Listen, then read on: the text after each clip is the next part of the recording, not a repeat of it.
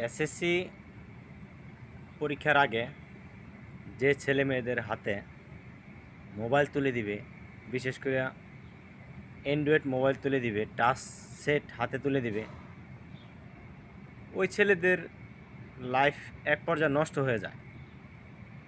কারণ হচ্ছে ফেসবুকে এমন কোনো জিনিস নাই যেটা পাওয়া যায় না।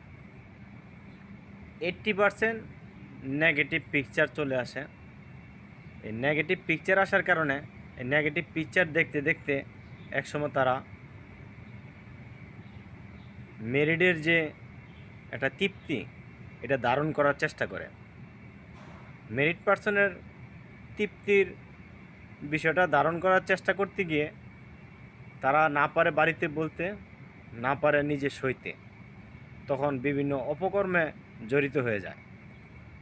তখন তারা ভিতরে ভিতরে শোকতাপ করে, এই বিষয়টা নিয়ে অনেক গবেষণা করে।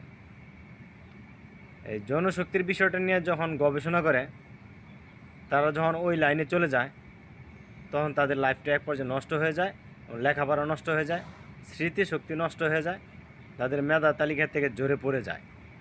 তখন তারা বিভিন্ন অপকর্মে জড়িত হয়ে যায়।